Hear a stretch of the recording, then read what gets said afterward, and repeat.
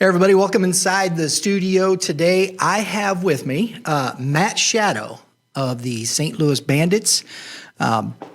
We have had the pleasure of a couple of times being at your facility. One with, we did a club spotlight way back in the day. Yeah. When you first started. It was pretty close when you guys were about halfway through your start there. And we did the winter workout tour last year. Had a lot of fun. Great facility, great folks. And we coerced Matt to come into the studio today to talk to us a little bit. And Matt, how you doing? I'm doing well. How are you? Good. Doing good. I got to put my glasses on so I can see, though. And we're going to start off today, talk a little bit just about the organization overall. Just kind of walk through a little bit, just kind of talk to the folks, talk about how you started, what you're, where you're at today and where you're going. 2012, you said you started with one team. And that, I would imagine you were the coach, correct? Yes, I was the coach. 2012, one team, it was me and Pat Clooney was the other coach. At the time, he was the assistant coach at St. Charles Community College. Right. Who he's also my cousin.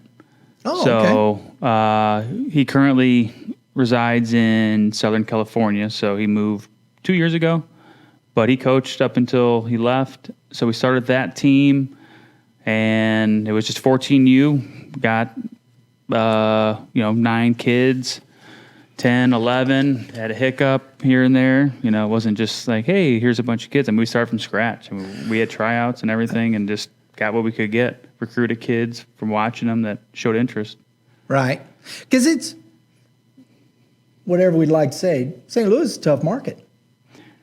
Yeah, it's tougher now, I think, than it was in 2012. But the difference was, for me, I was coaching, when I moved back to St. Louis, I was coaching a 16U team for a different organization at the time. So I hadn't been around for 2-3 years to find where everybody was. I said, I want a 14U team, and I want to take them through high school. So we had tryouts, posted it. As kids started to inquire about it, we started to watch them play. We would go to see them in a game. Didn't tell them we were going. We just went to watch them play, Sure. So we can get an idea of their talent level. And our first tryout we had at St. Charles Community College, obviously the connection with the coach, Yeah. And we had 60, 65 kids show up for 14U. 2 non-dad coaches. One coach was a college-level coach. That makes a difference, doesn't it? Yes, it does, to some degree. At that time, it made a huge difference for us. Right. Because, like I said, you take out, I could probably, off the top of my head, give you 6, 7, 8 organizations that didn't exist then that exist now, if not more than that. So, yeah, and that makes a huge impact on the amount of kids that are looking for a high-quality situation, coaching-wise, parents that are looking for their student-athlete to take into that next, college. What's that approach? Where are we going?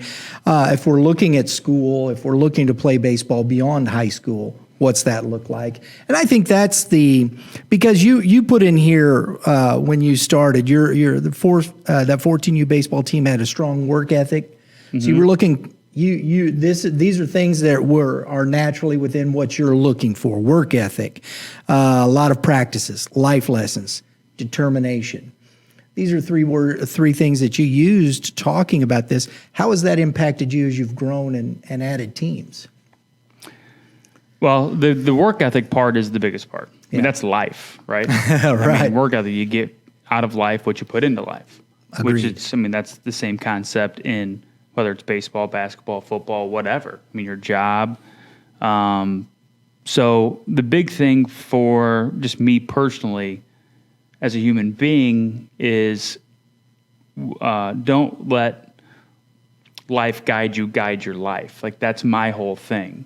Mm-hmm. So I try to instill that to the kids. So we offer a ton of things for the kids, but none of which is us holding their hands, because you can't hold a kid's hand. Because at a certain point, the kid's either going to do it or he's not. Right. And that's why when you start to get to the juniors and seniors, they start to fall off because it's not something they want to do, or they don't want to put the work in, which means they don't have the passion to do it, which is fine. At least they're figuring that out now. But Make that decision, right? Make that decision. Figure it out. And whether good or bad, I think what we do helps them make that decision on, okay, do I want to do this or do I not want to do this? I got to ask you this question from here. You've been doing this now 6 years, and what you just said, okay, you got these juniors and seniors. How many kids are you seeing at that level playing that doesn't have the passion or want to, but yet are there because of somebody else? Are you going with parents on this one? Well, it's true. Or peer pressure from other kids. Yes, we know the parent thing is there, right? Dad, mom, whatever the case may be. Yeah. But it could be peer pressure. My buddies are there. They want me to play. How much do you see of that? Well, I think to go off of that, I think the big eye-opener for a lot of the kids is the big step from high school to college. Mm. And it's a giant step. I mean, it doesn't matter if you're going D3, NAIA, just the numbers from high school to college is drastic, just like the numbers from 8th grade to 9th grade are drastic, right? Right. But this jump is even more drastic, and then you get from college to pro ball, it's even bigger. And then from going through the ranks, the numbers dwindle. And but to answer your question, how many kids, there's a lot. I think for us, I don't think we have a lot in our organization, but at 17 years old, 16 years old, we don't have a lot of teams. We don't have 8 or 9 teams. Right. At those ages, we're 2, 3, 1. Because you're working with this scenario. Hey, if you want to, be part of it. If you don't, okay, that's okay. Go find what you want to do. That's basically the message, correct? Yes. If you want to play ball, you're determined to play it. Come on, we got the spot for you. We see the talent. We'll help you. But if the player isn't bought into that, there's no level of help you can provide to that person to really take that next step, correct? Correct. But that's what they're going to walk into when they go to college. So, I mean, you go to college, he's not going to hold your hand. Are they going to make them better? Yeah, but you have to put in the work. Right. So it's the morning of getting up and working out at 5 o'clock, going to class, having your tutor, going to practice, having to do homework. Where's your social life? It's non-existent. I mean, it's literally non-existent. It's true, isn't it? So it's do you have it in your gut that this is what I want to do for as long as I possibly can, and get some of your college paid for? Right. And with the opportunity, if you are good enough or if you've worked hard enough, if there's something there, you may get that one opportunity. Yeah, go play pro ball. Right. Yeah. But it's work ethic. It all comes down to work ethic. Now, after that 2012 season, you started adding teams. You added a couple the next year, and you talked about steady, healthy growth. Mm-hmm.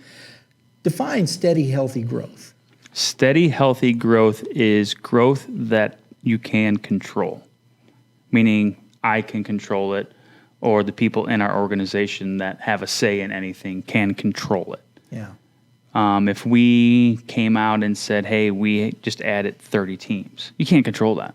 Right. I mean, you can't go from, hey, it's June 5th, and from June 5th to August 5th, we added 30 teams, especially if they're all local. Do you have the infrastructure for that? Right. If you have 30 teams and you add it across different states, that's a completely different conversation. But if you're going to add 30 teams locally, it's a headache.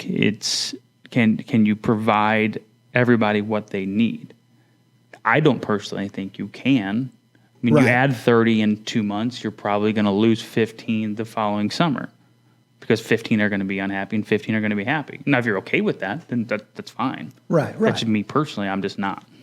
So that's and that's the thing. I think people have to decide. This is your organization's way, and I've always thought there was always an organization out there that fit people. You know, Yeah. if you're looking, if you're Yeah. talking, if you're really looking for a place that says, hey, this is where I agree with that. I Yeah. like the way they do things. I like the infrastructure. I like that. And I don't think enough parents really take the time to, for lack of a better way to put it, vet the organization itself. Would you agree? I would agree. I've actually referred many kids to other organizations. I've had kids in different areas, whether it's South County, Illinois, maybe further up north, who said, hey, you know, I don't want to drive to you.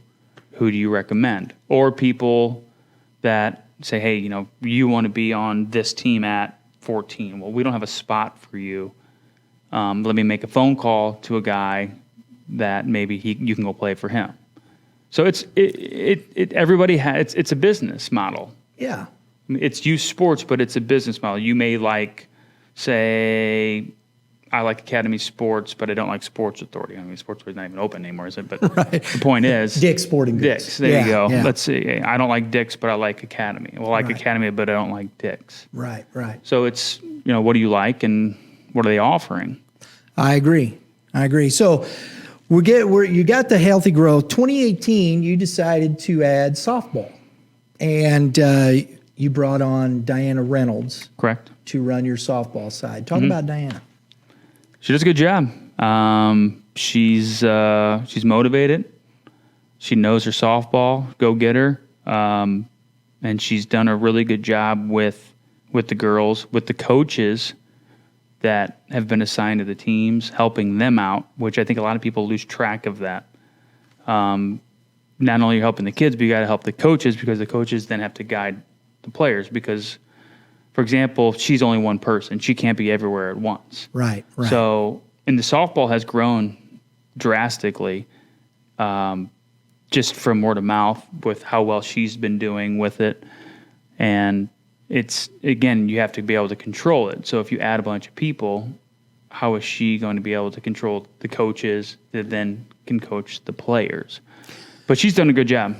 You talk about, you know, as a director. You're the main director over the organization, and I know, you know, I've met a lot of the guys that work for you, work with you. Uh-huh. So you're looking at this, and I don't know how many people think about this, but it is a business model, and you're looking at that as a CEO. How do I help these men help these other men who are providing this opportunity for these young players? And that's a huge responsibility, isn't it? Yeah. Well, so I have kids, Right. So the perception is, where do I want to put my kids? And that's how these parents are thinking, where do I want to put my kids? And technically, these parents are putting faith into you, your organization, to guide their children or to make them better, to go life lessons, work ethic, whatnot. Some work out, some don't. Some are happy, some are not. I mean, that's just the nature of the beast. That's life in general. I mean, It goes back to, you know, there's a place for everybody, right? Right. Whether it's us, whether it's somebody else, there's a place for everybody. But the growth side of it, it's you can't please everybody, which you know that. But at the same time, we can only grow to a certain point each year to where we can still control and try to fix maybe what went wrong the previous year. Right. Does that make sense? Yeah. So you're not just saying, hey, you know, 100 things went wrong, but hey, we're going to keep growing. And then before you know it, you've got 150 teams and it's a mess, and then it's all gone. And I know people would probably say, control, you can't control. Yeah, it is about controls, because you have systems and controls in place in any organization, to create best case scenario, to create the right way to do things. Correct? Yeah. And I've gotten hit on this before in not a positive light, in saying that it's a business model. Right. Because it is. It's Dick's, Academy Sports. They're all business models. And if you just said, hey, I'm going to only charge X amount of dollars, but I'm going to provide you the best coaches around. You have to understand all these people are getting paid for their time. Nobody wants to just show up, take time away from their family to help other kids or coach other kids without getting some sort of compensation. So you get what you pay for. Right. And you know what? And to your point, yeah, they're getting compensated, but that's why they're doing it as well, because they enjoy the coaching. They're there. We know that. And I want people to understand, it's not just, give me the money. It's not that. There's a lot of great people out there coaching, but like you said, but to me, it's on this side of it. You have this coach over here with a wealth of experience, knowledge. He's bringing that to you. What is that worth? There's value in that. So it's not so much this is my opinion. It's not so much the fact that, hey, give me my rent. No, it's let's compensate this gentleman, this lady for his or her time and the information they're providing and the knowledge that they're providing. That's valuable. And I think that's worth compensating people for. Yeah, and I think most of those people have regular jobs. Yes. So instead of going home at 5, 6 o'clock on a Tuesday, they're coming to the facility to help kids get better. Right. Which leaving the wife or the husband at home with the kids. So it's, hey, if I'm going to be here, this is a passion of mine, but I want to be compensated for my time away from my family, which I think most human beings would want that, right? And you look at it, you look at high school coaches that have retired, and there's high school coaches that have stepped down and said, I just want to spend more time with my family. Yeah. Because, so you have to understand, it's a similar type of thing. You're putting in that time. It is taking away from something else. Yeah, I've had coaches that have done that. Right. I've had coaches that have left to spend more time with their family. One specifically, his youngest son, it's his last year of school. He wants to, spend more than a year before he goes, and they're empty nesters. And it's like, hey, go do it, man. Like you can't get that back. No. So, and you respect that. I mean, so last year, 2019, you guys decided to make this big jump in your organization. Yes, right? Yes. And you took your organization to a national level. Right. How's that been? How's that going so far? Well, we started because it's only the 1 year so far, right? Yeah. Well, we started with doing it on baseball, so we didn't do it. We didn't do softball with that. We just did baseball. First year was great. We expanded to multiple states. Started getting kids from different states to build that team. Where it's a true national team. It's not just, hey, we've got kids from Missouri and we're doing a national team. It's not just putting teams in these other states and you have this. You're looking at a national team itself, bringing kids from other places playing in the Bandits organization. Yeah, so we have organizations, Bandits organizations in different states. Okay. Where they kind of run what we run locally, but then they run it in said state. But on top of that, we have a national team. So it started with 18U, where we started doing an 18U because we started getting kids from South Korea to come play, spend the summer here before they go to their junior college, their freshman year in college. And then we took it down to juniors. Mm-hmm. This past season was different because of COVID. It was really hard. We get traveling internationally. Yeah, so it made it more difficult. And even kids from, like Colorado or Texas or Minnesota or Wisconsin. Right.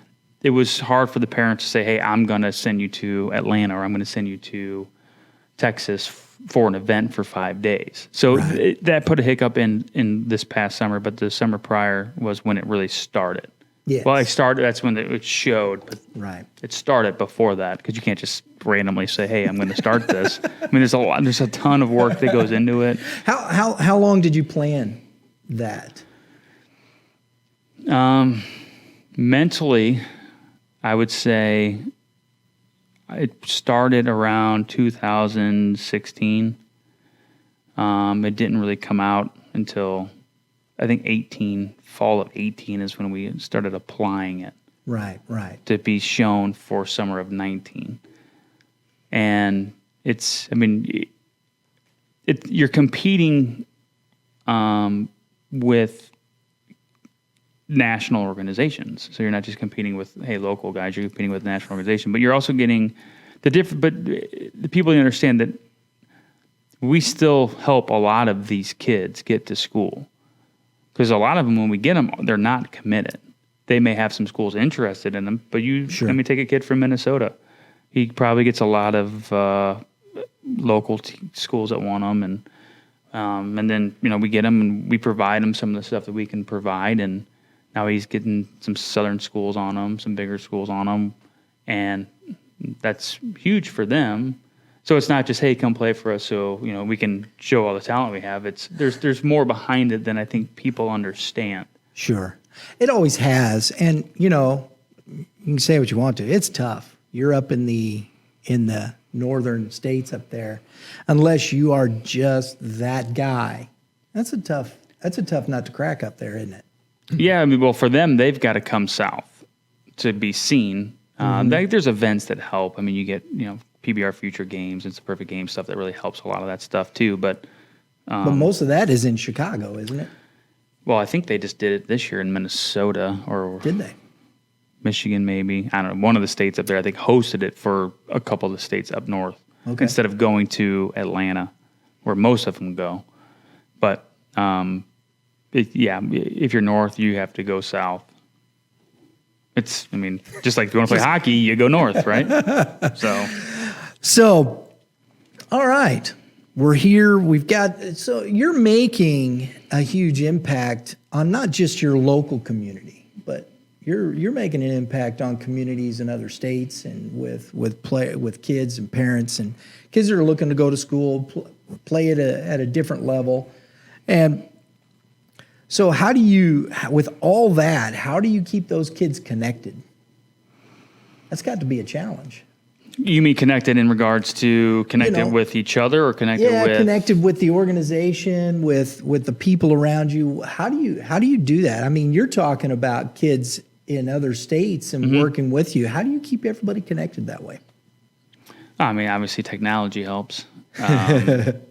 So, a lot of text messages, a lot of conversations with parents, with their parents. And we have a new software which helps in regard to communication via the parents.